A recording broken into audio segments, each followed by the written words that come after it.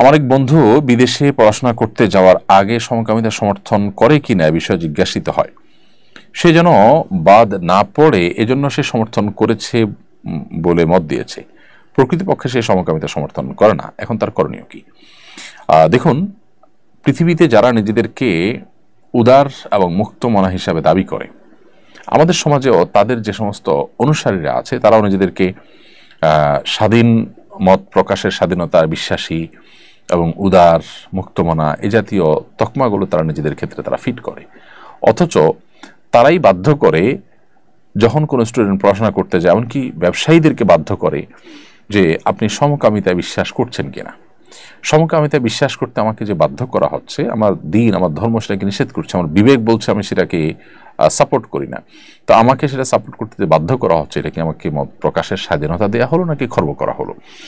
তো এখান থেকে তাদের যে দুর্বিসন্ধি, তাদের যে প্রতারণা, তাদের যে প্রবঞ্চনা, সেটা কিন্তু দিনের আলোর মতো পরিষ্কার হয়ে যায়।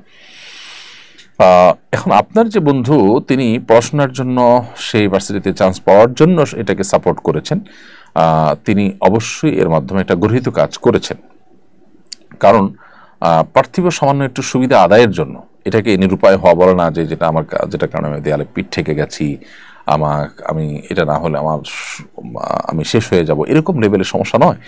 তো সেখানে সামান্য একটু দুনিয়ার সুবিধা হাসিলের জন্য, যেটা না হলেও আমি চলতে পারতাম, দেশে পড়ালেখা করতে পারতাম, একটু বেশি সুবিধা হাসিলের জন্য একটা অন্যায়কে, একটা হারাম কাজকে সাপোর্ট করা, এটা ভয়াবহ বিষয়। তবে যেহেতু তিনি মনে প্রাণীটাকে ঘৃণা করেন, মন থেকে এটাকে সাপোর্ট করেননি, অতএব তিনি তওবা করে ইস্তেগফার করে ভবিষ্যতে এরকম কাজ যেন না হয় তার জন্য আল্লাহ তাআলার কাছে ক্ষমা চেয়ে নেবেন এবং তিনি ইসলাম থেকে খারিজ হবেন না ইনশাআল্লাহ।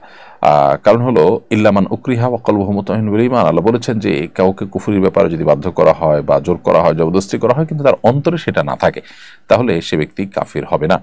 তো এই জায়গা থেকে আপনার বন্ধুর ঈমান যাবে না। কারণ হলো সমকামিতা কেউ সমর্থনও যদি করে, তাই তার ঈমান থাকবে না। যে মুসলিম, সে নিজের সমকামিতা না করুক, কিন্তু যদি বলে যে এটা বৈধ, এটাকে আমি ভালো মনে করি বা এটাকে হালাল মনে করি, তাহলে হারামকে হালাল মনে করলে ঈমান থাকে না। তার মানে আপনি আল্লাহর আইনকে, আপনি আল্লাহর বিধানকে বিশ্বাস করলেন না, অস্বীকার করলেন। এটা খুবই ভয়াবহতা বিষয়।